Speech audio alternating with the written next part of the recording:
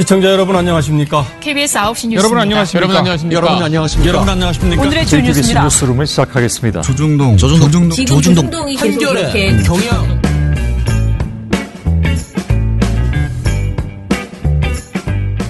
민원연의 미디어 탈곡기 655화를 시작하겠습니다. 예, 안녕하세요. 저는 언론 권력을 감시하는 시민단체 민주언론시민연합에서 사무처장으로 일하는 김원경입니다. 정책팀장 이봉우입니다. 이정일입니다. 예, 오늘 저는 아침에 5시에 일어나가지고 그 KBS 아침 프로그램은 근데 어떻게 하다가 나가게 되셨어요? 모르겠어요. 좀 깊은 후회를 하고 있어요. 아침 7시에 하는 갔더니 방송이에요. 아침마당 출연자들이 바글바글 해가지고 노래 자랑을 오늘 하시더라고요. 그래서 너무 이렇게 막 화장을 하시고 너무 즐거운 행복한 표정으로 막 노래 자랑에 들어가기 위해서 추석 특집 또 녹화하셨구나. 뭔가 막 이렇게 하고 계시는데 그 와중에 저는 아침 방송에 나가게 됐습니다. 가짜뉴스. 너무 깜짝 놀란 게 저도 알고는 있었어요. 오늘 네. KBS 아침 방송에 나간다는 네. 사실을 나가신다는 보셨어요? 사실을. 근데 아마 나오시는 시점에 제가 씻고 있었어요. 제가 집에서 출근하기 위해서 이렇게 씻고 있는데 갑자기 저희 어머니께서 씻고 있는 화장실 문을 벌컥 여시더니 지금 텔레비에 너네 회사 사무처장이라는 사람이 나왔다. 이게 무슨 조화냐. 나와서 맞는지 확인하려라. 그랬더니 무슨 좋아요. 그러니까 제가 다니는 민주언론 시민연합을 잘 모르시는 우리 부모님이 보시기에도 깜놀. 우리 부모님이 보시기에도 대충은 아세요. 어떤 일을 하고 있는지 대충 아시는데 도대체 이 프로그램에 우리 아들이 다니는 회사의 사무처장이 왜 나왔지? 그러니까 안 어울린다고 생각하신 거예요. 예. 그래서 저한테 맞느냐고 확인을 하래. 씻고 있는 사람한테. 대박. 예, 그래서 제가 볼 것도 없이 맞다.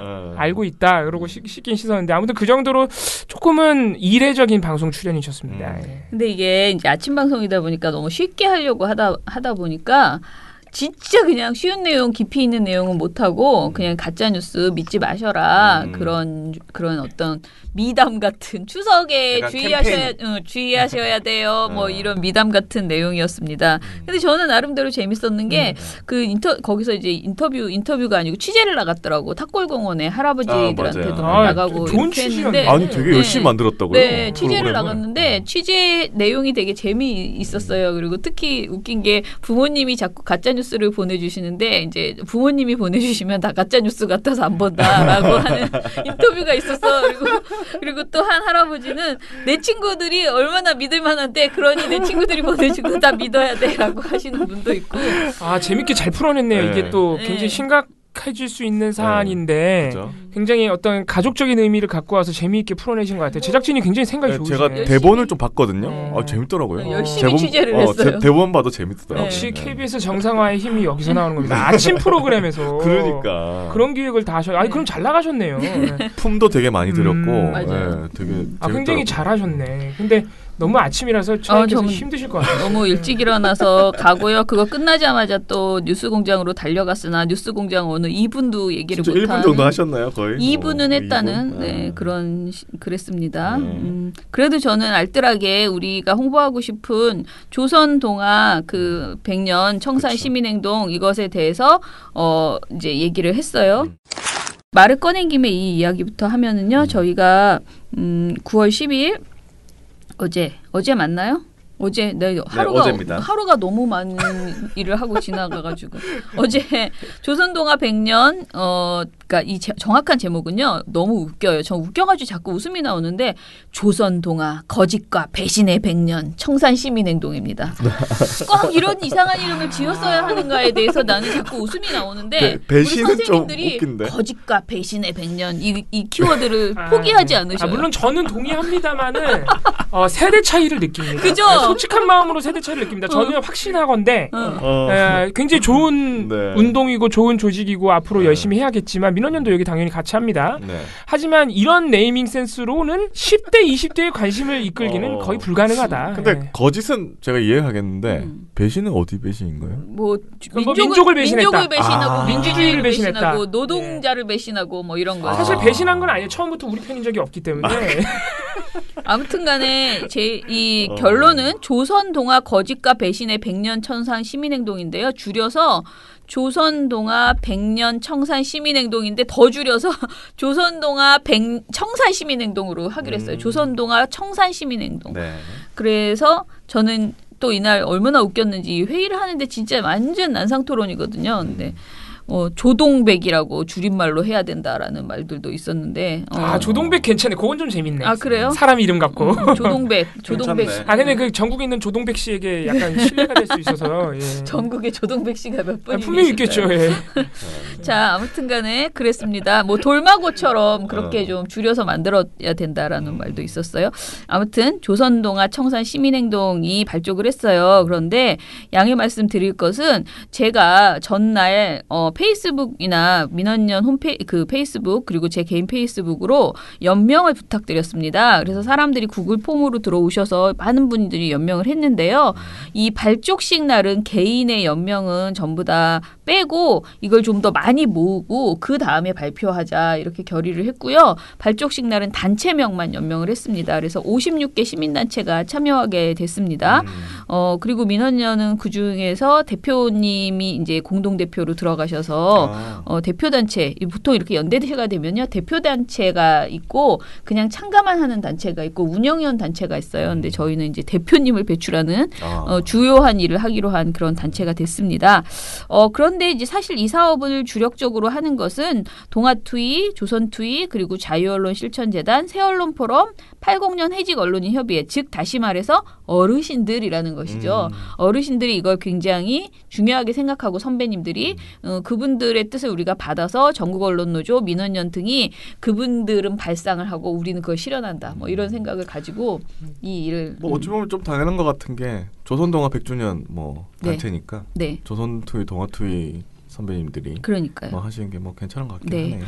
그래서 어떤 사업을 하기로 했냐면요. 다 각자 자기 차원에서 열심히 하자. 그래서 민원연은 지금 그 조선일보 100년 거짓보도 100년이라는 홈페이지를 만들었잖아요. 네. 그래서 거기다가 지금 조선 동아의 친일, 반민족, 반민주, 반노동 이런 모든 왜곡 보도들을 싹 모아서 이제 집어넣으려고 하고 있는데 그거에 동아일보 버전도 만들어달라라고 선생님들이 요구를 하셔서 그것도 어찌됐든 급조를 해서라도 어떻게 해서 넣기로 그렇게 했고요.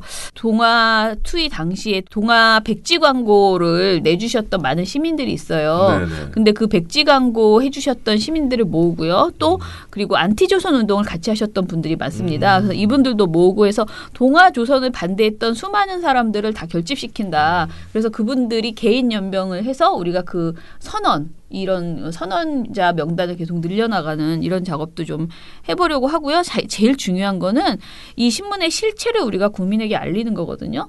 근데 이제 다 알지. 그걸 누가 몰라 할 것 같은데 네. 또 막상 디테일이 부족해 우리가. 그러니까 조선동아가 나쁘다라는 거는 막연하게 이제 조금 알겠는데 뭐가 나쁘지? 이렇게 말했을 때 3분짜리로 말할 수 있는 사람 별로 없다고 저는 생각을 하거든요. 그래서 이런 아주 직관적으로 여러분들이 느낄 수 있는 그런 데이터들을 우리가 많이 만들어서 콘텐츠를 만들어서 제공한다. 이런 일을 하기로 했습니다. 그래서 제가 오늘 마침 그 방송에 나가가지고 제가 가짜뉴스 전담반이니까요. 그 100년 전 가짜뉴스 그거를 하나 했거든요. 그래서 저희가 이런 식으로 정말 심각한 가짜뉴스를 동아일보 10개, 이제 조선일보 10개 이렇게 선정을 할 거고요. 그 선정 정말 심각하게 원하면 그 수많은 것 중에 10개를 하기가 얼마나 힘들겠습니까? 근데 그거를 10개씩 선정해서 각각의 내용으로 동영상도 만들고 아무튼 보기 좋게 여러분들이 보시기 좋게 가공을 해보겠습니다. 네. 오늘 뉴스공장에서 말씀하신 동아일보 최악의 오보, 찬탁 반탁 오보에 대해서 그 뉴스공장 다른 출연진들의 반응은 어떻던가요? 김어준 씨나. 김어준 씨는 자기는 이제 알고는 있었다라고 얘기를 근데 생각보다 하고요. 모르는 분들이 있어요. 네. 많아요. 네, 모르는 사람이 많아요. 이 내용은 정말 좋거든요. 저희도 많은 사람들이 모르고 사실 어르신들도 잘 몰라요. 잘 모르는 이게 거예요. 너무 옛날 얘기니까. 왜냐하면 이게 많은 사람들이요. 이 신탁 통치에 대한 찬반에서 많은 사람들이 어떤 생각을 가지고 있냐면은 신탁 통치를 찬성하면은 그거는 빨갱이. 빨갱이 또는 그 민족의 변절자, 뭐 공산주의자. 막 그런 어떤 지금도 그렇게 알고 계신 분이 많죠. 그렇게 나도 학교 다닐 때는 그렇게 어렸을 때 그렇게 배웠어요. 이게 해방 직후의 얘기입니다. 저희가 지금 요즘 얘기하는 게 아니라 1945년 12월쯤 얘기를 하는 건데 오늘 네. 뉴스공장에서 말씀하신. 근데 사실 이제 신탁 통치를 소련이 주장했기 때문에 그건 빨갱이 신탁 통치 반대를 주장한 게 미국이니까 그게 자유주의고 뭐 민족주의 뭐 이렇게 주장한 게 이게 동아일보 오보의 그대로 그 내용이에요. 그래서 생각보다 잘 모르시는 분들이 많아서 근데 알고 보니 반대로 신탁 통치를 정반대였죠, 주장한 현실은. 게 미국이었고 그렇습니다. 소련은 그냥 독립을 원했다. 심지어는 그 동아일보 오보 이후에 열린 국제회담에서도 미국은 계속해서 장기간 신탁 통치를 요구했고 소련은 반대했죠. 네. 근데 이 보도로 인해서 그러니까 거꾸로 말한 거죠. 소련이 신탁 통치를 주장한 것처럼 그렇게 동아일보가 보도를 하는 바람에 그 당시에 여론이 완전히 반으로 갈리면서 거꾸로 됐는데 그게 어떻게 됐냐. 친일파가 갑자기 애국자가 되고 그다음에 신탁 통치를 그러니까 소련 편을 드는 모든 사람들이 다 완전히 그 죽일 놈이 되는 그런 분위기가 이제 돼버린 거죠. 그러면서 이제 분단도 가속화되고 뭐. 네. 그래서 그 신탁 통치에 찬성한 세력들을 모두 좌익으로 몰고 친일파와 미국을 이제 좋아하는 사람들이 이제 지배층으로 다시 확 올라가게 되는 그런 상황이 된 거예요. 그래서 진짜 이게 시대의 오보입니다. 동아일보의 네. 그 오보가 네. 지금도 그렇게 알고 있는 분들이 많아요. 동아일보가 오보한 대로. 네. 네. 아무튼 이 오보 때문에 무서운 오보죠. 오보 때문에 거의 그 당시에 국론이 완전히 진짜 거짓 정보를 통해서 분열되는 그런 상황이 벌어졌던 거죠. 그래서 정말 세기의 오보였으면 사실은 이게 오보이냐 아니면은 가짜 뉴스냐. 가짜 뉴스의 그건 가장 중요한 거는 정치적 목적을 가지고 의도를 가지고 한 거잖아요. 허위로 이게. 조작하는 네네. 정보죠. 그렇죠. 예. 가짜 뉴스냐에 대해서는 참 할 말이 많고요. 그리고 동아일보는 사실 더 웃기는 거는 이제 저번 95년에까지도 이거를 가지고 자기네들이 잘못했다고 잘못을 인정을 안 해요. 95년에 뭐라고 했는지 이거 들어보시면 진짜 웃깁니다. 예. 뭐라고 했냐면 95년 4월 1일에 모스크바 3상회의에서 한국 신탁 통치안이 결의되자 동아일보는 즉각 반탁의 기치를 높이 들었다. 반탁에서 찬탁으로 돌변한 좌익 계열의 매국성을 용기 있게 지적했다라고 자기들이 얘기를 했거든요. 자화자찬. 그러니까 오보는 전혀 인정하지 않고 우리가 만들어낸 그 상황이 사실 왜곡된 상황이잖아요. 그러니까. 자기네 오보로 만들어진 좌익들을 무조건 매국노로 몰아내는 그거를 잘했다고 지금 95년까지 자화자찬하고 있었던 거예요. 그러니까요. 이 참 이상한 이게 제일 일이죠. 재밌는 부분인데 네. 이것도 오늘 뉴스공장에서 말씀하셨나요? 얘기를 못했어요. 이게 제일 하이라이트인데. 오늘 1분밖에 없었어요. 제가 앞에 볼 나경원 아들 얘기 너무 길어. 그렇군요. 그거 진짜 너무 무슨 얘기인지도 모르겠어.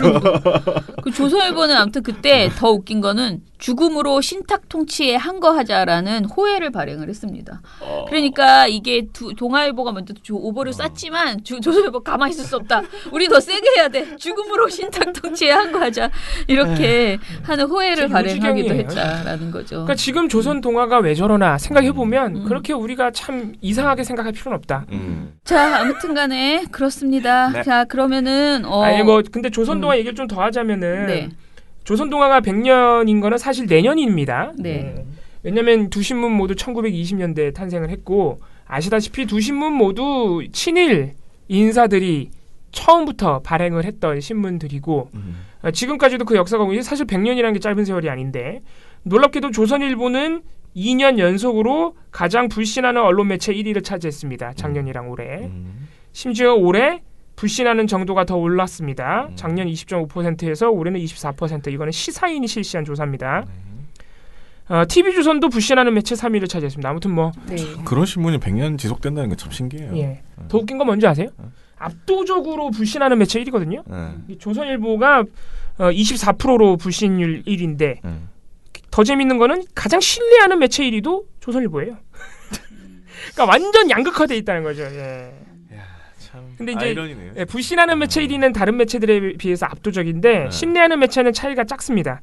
조선일보가 가장 신뢰하는 신문 매체 순위에서 16.8%를 차지해서 1위인데 2위인 한겨레가 13.5%. 별로 차이가 안 나죠. 한겨레가 2위군요. 예. 네. 미디어오늘의 정철원 기자가 쓴 기자 수첩을 소개해드리려고 하는데요. 10년 전 뒤늦은 반성문을 기억하자라는 약간 훈계 각오 이런 그 제목이네요. 검찰은 전방위 수사로 조국 법무부 장관을 기소하려고 할 것이다. 이를 위해서 언론은 좋은 도구다. 언론은 고위공직자 검증이란 이름으로 검찰이 흘리는 피의 사실을 검증 없이 받았을 확률이 높다. 써야 할 것보다 쓰지 말아야 할 것을 가리는 게 더 어려운 순간 바야흐로 개와 늑대의 시간이다라고 했습니다. 자, 이 개와 늑대의 시간이 이제 우리에게 지금까지도 그런 시간이었지만은 이제 본격적으로 검찰이 더더욱이 자신들의 어떤 수사 결과를 이제 언론에 흘리겠죠. 지금 더 많이 흘리겠죠. 나오고 있어요? 네. 이런 상황에서 언론이 어떻게 해야지 될 것인가를 얘기하기 위해서 10년 전의 상황을 지금 쓴 거예요. 정철웅 기자가. 경향신문 2009년 6월 8일자 사면에서 2009년입니다. 10년 전이죠. 노무현 전 대통령과 가족들의 혐의와 관련한 검찰의 발표나 주장을 검증 없이 그대로 기사화한 경우가 있었다. 이렇게 썼습니다. 네. 특히 노 전 대통령이 4월 7일 집사람이 박연차 씨 돈을 받았다며 대국민 사과를 한 이후 언론사 간의 보도 경쟁에 한층 불붙고 검찰 취재원의 비중이 실리면서 검찰의 주장을 여과 없이 보도한 사례가 있었다. 칼럼과 사설 등을 통해 노 전 대통령과 측근들의 혐의를 기정사실화하면서 다소 과도한 비판을 한 경우도 있었다. 검찰 발표를 보도할 때도 그 내용을 기정사실화해서 전달하지 않는 것은 물론 수사 과정의 문제점을 심층적으로 분석, 비판하는 기사도 적극 보도하기로 했다. 이렇게 밝혔습니다. 자, 한겨레도 2009년에 약간 비슷한 반성문이 있었는데요. 2009년 6월 5일 사면에서 많은 전문가들은 한겨레의 가장 큰 실책으로 이번 검찰 수사가 기획, 표적 수사의 성격이 강했다는 점을 놓친 사실을 꼽았다. 검찰 관계자의 입에 의존해서 혐의 내용을 중계방송하듯 해온 그간의 수사보도 관행에서도 벗어나지 못했다라면서 자사보도에 대해서 성찰했습니다. 당시 한겨레는 무엇보다 혐의의 본질과 관련 없는 피의자의 인격을 훼손하는 내용은 검찰의 내부 공보 준칙에서도 공개를 금하고 있으나 한겨레도 이런 기사를 거르지 못했다라고 반성했습니다. 그리고 노 전 대통령의 딸인 노정현 씨가 뉴욕 아파트 계약서를 찢어버렸다는 기사가 그 한 예이다라고 밝혔습니다. 노 전 대통령 서거 이후에 법무부는 인권 보호를 위한 수사 공보 준칙을 도입을 했습니다. 그렇지만 현재의 검찰의 모습을 10년 전을 떠올리게 할 만큼 매우 이례적이고 비정상적이다라고 정철웅 기자는 말을 하면서 앞으로 이런 이제 검찰발 정보가 기존에 나와 있던 허위 정보보다 더 위험할 수 있다는 것을 인식해야 된다라고 말을 했어요. 그러니까 그래서 경향하고 한겨레는 10년 전에 자기들이 이렇게 반성을 했어요. 경향신문 아까 제가 읽어드린 거는 제목이 그거예요. 경향신문은 이렇게 하겠습니다.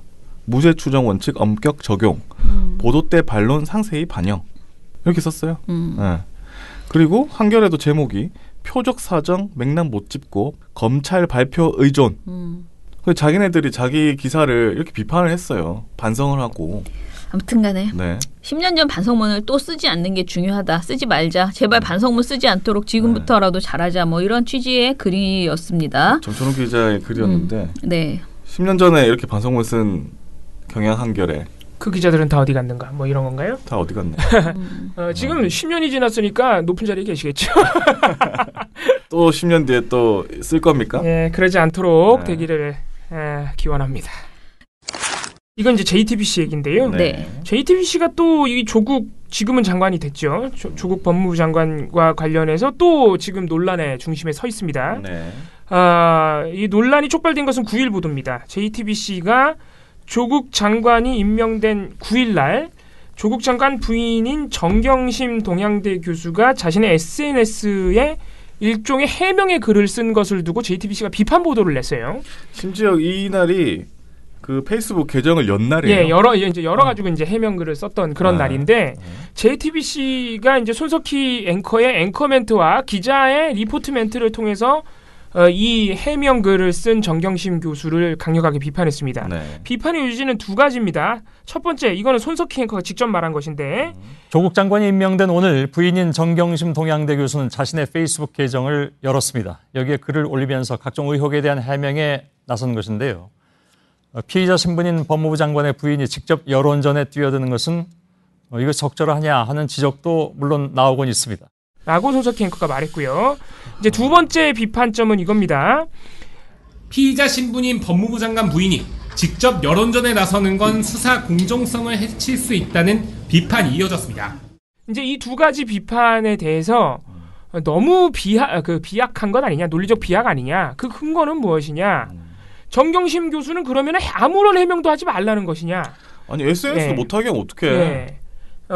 그런 비판이 지금 나오고 있는 것이죠. 지금 KBS 최경영 기자나 고발뉴스의 민동기 기자가 그러면은 피의자라고 해서 아무런 반론을 아무 데서도 하지 말고 입 다물고 있으라는 것이냐. 피의자 신분인 법무부 장관의 부인은 직접 여론전에 뛰어들지 말라 그랬는데 그럼 뭐 어떻게 하라는 거냐. 반론을 그동안 언론들이 반영도 안 해줬고 반영하는 기사는 이미 다 프레임 짜져 있는 의혹 기사에 한 2줄 정도 넣어주는 거. 반론 기사는 어디서만 했습니까? 뉴스공장만 했죠. 해명 이런 거 뭐 팩트체크 이런 거 거기서만 했잖아요. 이런 상황에서 정경심 교수한테 SNS에 해명글까지 쓰지 말라 그러면 거의 그냥 뭐 표현의 자유를 침해하는 수준 아니냐. 언론을 통해서만 반론하라는 거냐. 반론도 그래? 지금까지 안 해줬으면서 이런 이제 비판을 한 것이죠. 두 번째 이제 이건 기자가 말한 것인데 법무부 장관이자 피의자 신분인 조국 장관의 부인이 직접 이렇게 여론전을 하면 수사 공정성을 해칠 수 있다. 이렇게 비판내는데 도대체 어떻게 수사 공정성이 문제가 되냐? 조국 교수의 이제 교수가 아니죠. 조국 장관의 부인이 SNS에 글 하나 썼다고 별다른 근거도 없이 기소까지 하고 압수수색은 검찰이 갑자기 쫀다? 말이 안 된다는 것이죠. 아니 그러면 이제 뭘 해도 이렇게 쓸 거 아니에요? 그러니까 이제 특히나 뭐 이런 류의 기사를 조중동이 썼으면 이렇게 비판이 왜냐면 원래 그랬으니까 물론 비판을 하긴 했겠죠. 그런데 이게 JTBC가 하다 보니까 지금 더 여론이 들끓고 있는 거죠. 아니 그리고 저희가 늘 비판하는 거 있잖아요. 뭐 사소한 거 가지고 막 기사 뭐 이게 뭐 의미가 이럴 것이다 저럴 것이다. 날 날려버렸다란 제목의 작품 사진 게시. 그 페이스북에 프로필 사진 막 분석해줘 그래요. 이것도 JTBC 기사 지금 얘기하고 있는 겁니다. 뉴스에서 SNS 계정을 연 정경심 교수의 프로필 사진을 두고 분석을 했어요. 이게 사실 전형적인 종편에서 TV조선 채널에 의해 방식이에요. 넥타이 색깔 가지고 뭐라고 하고 뭐 텀블러 가지고 뭐라고 이런 거. 프로필 사진이 날 날려버렸다는 거를 왜 또 정치적으로 해석을 합니까? 실제로 언론이 날 날려버린 걸 어떻게 그리고. 정 교수는 프로필 사진으로 영국 조각가 페니아디의 날 날려버렸다는 작품을 올렸습니다. 거센 바람을 맞고 있는 여인의 모습에 검찰 수사를 받는 자신의 상황을 빗댄 것 아니냐는 해석도 나왔습니다. 아니 뭐 날려버린 건 사실인데 그걸 올렸다고 해서 비판을 하는 건지 뭐 어쩌라는 건지 보도에서 이렇게 얘기한다. 이런 식으로 그러니까 이 기사 안에 제가 방금 말씀드린 뭐 여론전 SNS 여론전에서 수사가 문제가 되고 여론전을 하면 부적절하지 않는 이런 비판을 가한 것이거든요. 그러니까 이게 굉장히 이게 이제 전형적인 JTBC가 그동안 하지 않던 식의 비약적인 보도예요. 그리고 사람들이 또 욕하는 게 SNS에 뭐 해명글 썼다고 뭐 수사에 지장을 주고 뭐 이런 얘기 했었잖아요. 여론전하면 부적절하다. 근데 본인은 뭔가 그때 의혹 있을 때 뉴스에서 오프닝으로 뉴스 사유화했다 비판 받았지 않습니까? 그러니까 그럼 왜 그러냐는 거죠. 왜 내로남불이 되느냐. 전 그래서 이 전체적으로 언론에 대한 제 신뢰도가 너무 떨어졌어요. 너무 화가 납니다. 손석희 앵커의 이번 리포트와 이게 이제 뭐 손석희 앵커가 혼자 쓰는 건 아닙니다. 기자 리포트였기 때문에. 근데 JTBC의 기사는 굉장히 비약적이었다. 문제가 컸다. 글 썼다고 저 이렇게 하는 것도 처음 봤어요. 앞으로 약간 길들이는 것 같은 그런 느낌은 좀 들죠. 뭐 본인은 이렇게 말할 수 있을까요? 정경심 교수가 가만히 있는 게 더 좋다라고 판단해서 정경심 교수에게 어떤 부담감을 주려고 이런 보도를 선택했는지 몰라. JTBC 생각에는 제 생각에는 그럴 그래요. 수도 있습니다. 정경심 교수가 그냥 아무것도 안 하는 게 지금으로서는 더 현명하다라고 생각해서 그런데 그거는 그냥 뒤로 뭐 입장을 자기들끼리 얘기하는 건 좋은데 이거를 보도에서 이렇게 내놓는 것에 대해서는 굉장히 모든 시청자들이 동의하기는 어려운 부분은 분명히 있다라는 거고요. 왜냐하면 그동안 JTBC가 나름대로 보도를 잘했어요. 조국 후보자에 대해서 비판할 건 비판하고 다만 다른 매체들이 득달같이 들러붙은 것처럼 너무 과도한 의혹 제기로 나아가지는 않았다. 뭐 이런 평가가 그래도 지배적이었거든요. 근데 갑자기 이런 보도가 나오니까 뭐 그전에도 좀 이상한 거 있었어요. 우리도 보도 중에서 지금 모니터 보고서 방송 보도 모니터 중에서 좀 JTBC 보도도 마찬가지다라는 부분들은 있어요. 것도 있었고. 그런 부분이 있었는데 이제 다른 매체들에 비하면 그래도 좀 덜하지 않았느냐. 이 정도 평가가 있지요. 아무튼 저는 너무 요새 화가 납니다. 네.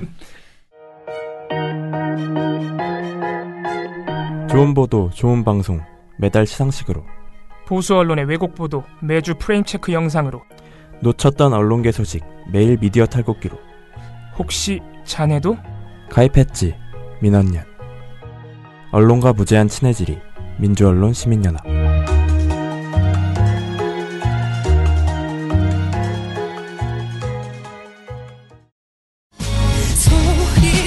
소리쳐 불러도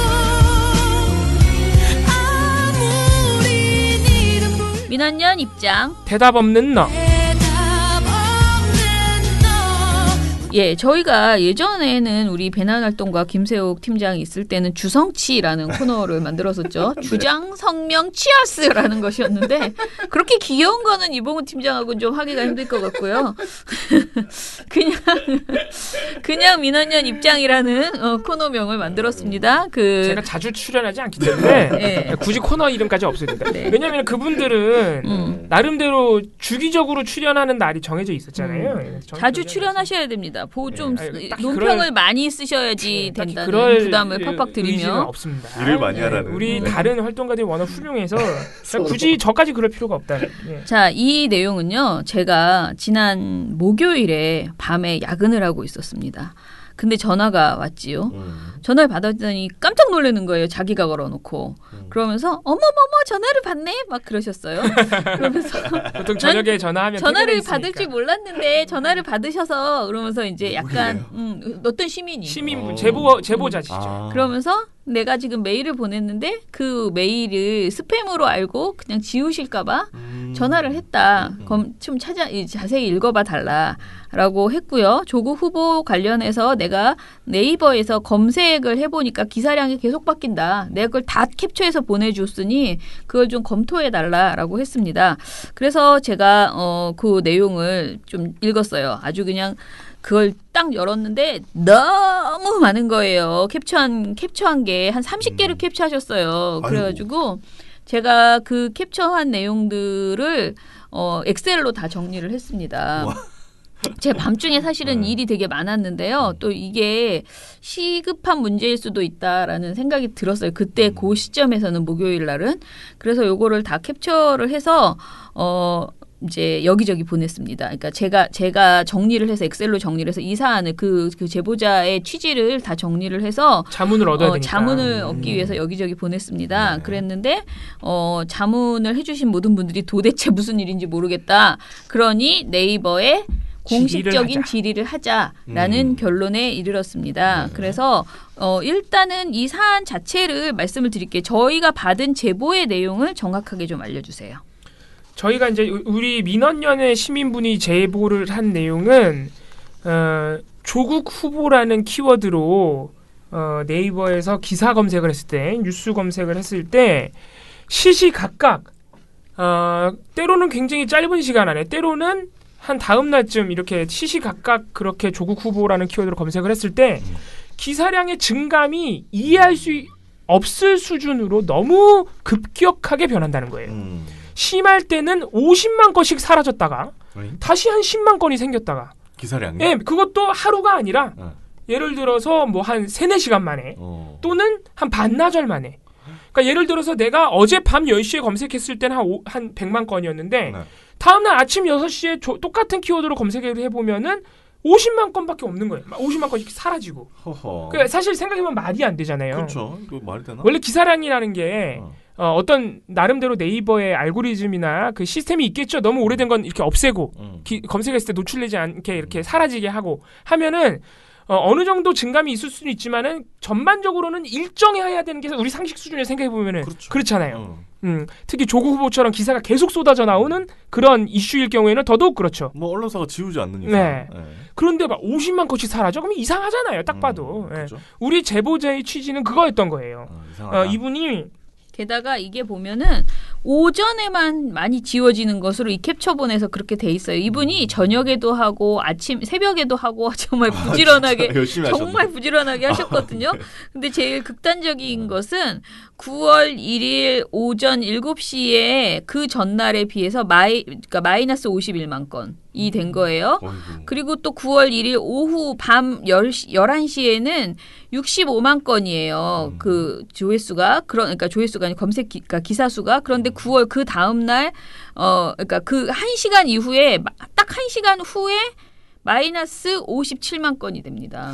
특히 9월 4일은 제일 웃긴데요. 9월 4일, 6월 그러니까 오전 6시 22분에 마이너스 69만이 찍혀요. 그런 다음에 오전 10시 그러니까 4시간 이후에는 다시 플러스 65만이 찍혀요. 그러니까 이게 왔다 갔다 이거 고장난 거죠. 나는 이거 뭐 답이 없다. 고장이다. 그러니까 이게 뭐 잘못됐다는 게 아니고 뭐 네이버가 뭐 악의를 갖고 조작했다 이렇게 보긴 좀 어려운 것 같아요. 숫자들만 봐도 너무 이상한 거야. 그냥 너무 이상한 거죠. 예. 아니 그냥 없어지기만 하면 예. 그냥 지웠나 이런 생각 드는데 올라간 건 또 뭐야? 훅 들어와요. 69만 건이 사라졌다가 다시 65만 건이 4시간 만에 생겨. 이상하죠? 신인들이 볼 때는 네이버가 의도적으로 사람 많이 보는 시간대에 조국 후보 기사를 확 늘렸다가 사람들이 잘 안 보는 새벽 오전 시간대 또 확 지웠다가 이러는 건 아니냐는 이제 의심을 하게 된 거죠. 근데 네. 이거는 그 뭐라 그럴까요? 개연성이 있다. 사실이라고 보긴 좀 어렵습니다. 왜냐면은 이거를 우리가 그래서 이 조국 후보만 이런 게 아닐 것이다라는 생각이 들면서 예를 들어 김원경으로 다른 검색어로 해봐도 똑같아요. 다 해보는 거지. 이런 현상이 계속 벌어져요. 바뀌어요. 계속 네. 계속 그래요? 바뀌는 이런 현상이 거야. 벌어집니다. 다른 검색어로 해도. 그러니까 이건 네이버의 검색 엔진이나 기사 노출 알고리즘에 뭔가 문제가 있다라고 볼 수는 있겠죠. 그러니까 이게 근데 왜 문제가 되느냐? 그럼 별 문제 아닌 거 아니야? 네이버가 조작을 안 하면 왜 이게 문제가 되냐면은 네이버의 특정 검색어를 넣어서 나오는 그 기사량 통계가요. 다른 매체들과 다른 정치인들, 유명인들이 특정 이슈에 대해서 언론 보도가 이만큼의 보도를 냈습니다 하는 통계로 자주 인용해요. 우리도 많이 인용하잖아. 우리도 많이 인용했단 말이에요. 그게 조국 후보자 70만 건 이거 다 거짓말이지. 백만 그게 건. 다 거짓말이 되는 거예요 이 순간. 헐. 예를 들어서 최민희 전 의원이 뭐 다른 어떤 방송에 나가셔가지고 조국 후보에 대한 기사량이 60만 건이에요라고 말씀을 하셨어요. 실제로 어떤 시기에 조국 후보라고 검색을 하면 60만 건이긴 해요. 네. 근데 지금 우리 제보자가 준 것만으로 해도 어떤 때는 60만 건인데 어떤 때는 7천 건밖에 안 돼. 말이 안 되잖아요. 진짜 그러니까 이상하네. 이게 그리고 더 이상한 거는 이게 그러니까 이 시민들 사이에서 논란이 너무 커지니까 미디어 오늘 금준경 기자 이걸 팩트 체크를 했어요. 그래서 뭐 조국 후보 관련 기사만 118만 건이다, 60만 건이다 이거는 사실로 보기 어렵다. 근데 사실로 보기 어려운 이유가 뭐다? 네이버가 시시각각 그 검색어에 따른 기사량 통계가 네이버에서 다르다 이거예요. 예. 그러면서 금준경 기자가 발견한 것이 이게 시시각각 변하기도 하지만 특정 검색어로 검색을 했을 때 이렇게 기사 검색 결과가 쭉 뜨잖아요. 그리고 그 맨 위에 이게 총 몇 건이라고 써 있단 말이에요. 그렇죠. 그 건수가요. 그 화면에서 정렬 방식. 그러니까 기사 검색 결과를 최신순 또는 오래된 순 또는 관련도 순으로 바꿀 수 있잖아요. 그 화면에서. 네네네. 그거 정렬 방식을 바꿔도 총 기사량이 달라져. 웃기죠? 그게 뭐야? 심지어는 조국 후보처럼 기사량이 많은 검색 결과의 경우에는 1페이지에서 10페이지까지 검색 결과가 기사가 쭉 나열돼 있잖아요. 그래서 이 페이지를 넘겨야 내가 다음 기사들을 볼 수 있잖아요. 그렇죠. 그 페이지를 넘기잖아요. 총 기사량이 또 달라져. 이게 너무 이상한 거죠. 이상하네. 그러니까 시민들이 오해를 할 수밖에 없는 검색 결과다. 지금 네이버의 상태가 그런 거예요. 그래가지고 지금 저희도 네이버에 어제 공식적으로 질의를 드렸고요. 질의서를 보냈다. 이게 검색 결과가 시시각각 달라지니 시민들이 지금 이거 네이버가 조작하는 거 아니냐는 의심까지 나와 있다. 그게 사실이라는 얘기가 아닙니다. 네. 그렇게 오해를 할 수밖에 없을 정도로 네이버의 검색 결과가 이상하다. 이상하네요. 진짜. 예. 미디어 오늘도 이제 몇 가지를 팩트 체크를 했어요. 120만 건까지 나오는데 조국 후보 검색 결과가 그건 아니다. 예를 들어서 상세 검색으로 조국 법무 이렇게 해보면 6만 건밖에 안 되기도 하고 그래서 그런 건 사실로 보기 어렵고 또 일부 네티즌들이 의도적으로 이렇게 네이버가 검색 결과를 조국 후보에 대해서 조작하는 것이다 그러는데 그것도 사실이라고 보기는 어렵다. 예. 왜냐면은 정렬 방식만 바꿔도 기사량이 팍팍 달라지기 때문에. 그러네. 예. 그것도 아닌 것 예. 같네. 그래서 그렇게 보기는 어렵다.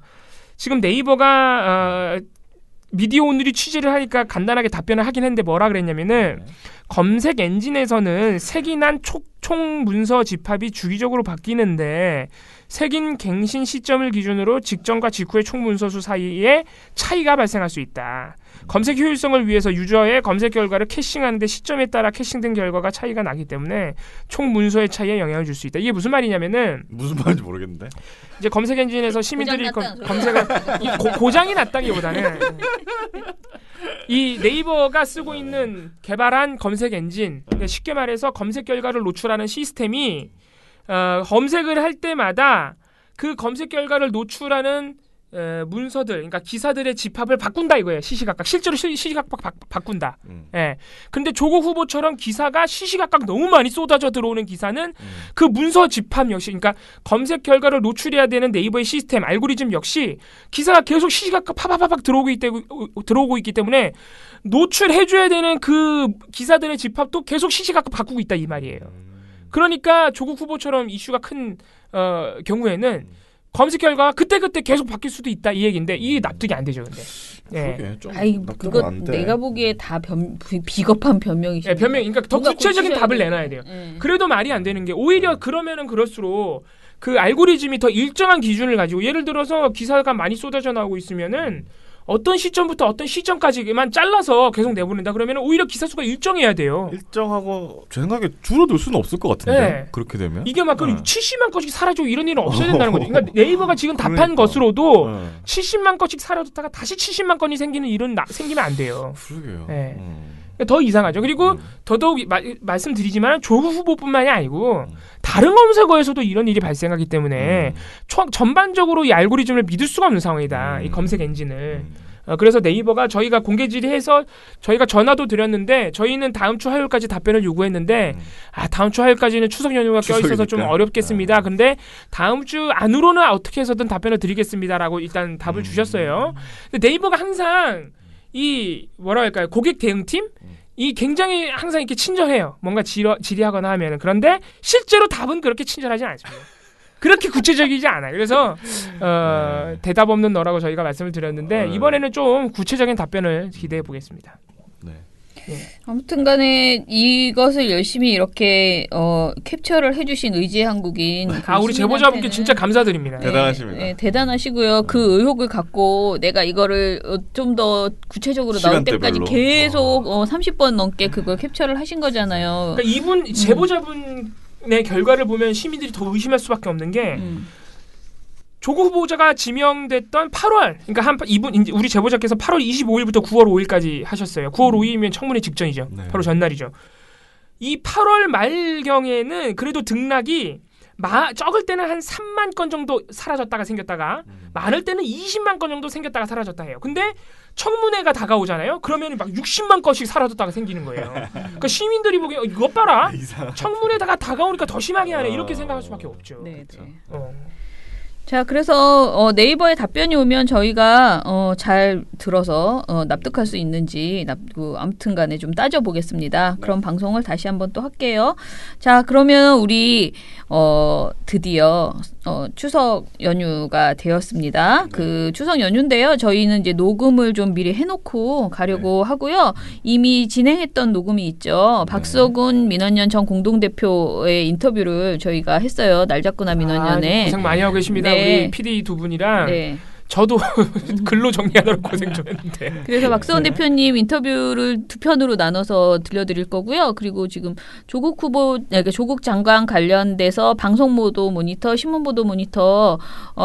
근데 이번 그 추석 전에 두 개가 다 내성에 차게 나오기는 어려울 것 같아요. 워낙 그러니까 방대해서요. 제가 계속 이런 것도 해보자 저런 것도 해보자 자꾸 아이디어를 내고 있기 때문에 근데 제 생각에 이거를 계속 묵혀둘 수는 없어서 그냥 일단 저에게 온 것 중에서 이건 그냥 발표합시다 하는 거를 먼저 내놓고 있어요. 그래서 오늘은 이제 그러니까 설일에 자꾸 추석 명절 전에 있는 보고서는 다 말씀을 드리고 가겠습니다. 그래서 아마 저희가 일요일까지 꽉 차서 방송을 하게 될 겁니다. 네. 자, 뭐 쉬면서 그냥 이런 얘기 저런 얘기 조국 후보자 관련해서 조국 장관 관련해서 별별 이야기가 다 있었구나 그렇게 생각하시면 될 것 같습니다. 자, 그러면은 어찌됐던 추석 명절 잘 보내시고요. 이왕이면은 평등 명절 하실 수 있도록. 우리 차장님께서는 올해도 평등 명절을 못 하실 것 같은데요. 아니 내일 새벽에 가신대요. 네, 가서 또 집안일 하셔야 되잖아요. 아이고. 네. 아무튼간에 모두들 평등 명절 보내시기 바랍니다. 네. 민원연의 미디어 탈곡기는 내일도 열심히 다뤄드리겠습니다. 탈탈탈 안녕. 네, 오늘 뉴스데스크 마치겠습니다. 시청해주신 여러분 채널 A가 함께합니다. KBS 뉴스 오늘 순서 모두 마치겠습니다. SBS는 앞으로도 내일 끝까지 뵙겠습니다. 파헤치겠습니다. 고맙습니다. 오늘 8시 모두 뉴스 여기서 마치겠습니다. 마치겠습니다. 시청해주셔서 고맙습니다. 뉴스팔 여기서 마치겠습니다. 저희들은 내일도 함께해 주시죠. 최선을 다하겠습니다. 여러분 고맙습니다. 탈탈탈 안녕.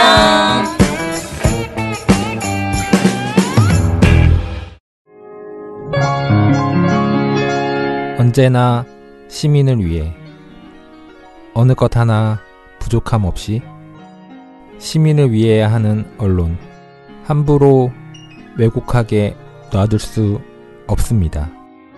언론에 대한 바른 생각 민원연 회원가입으로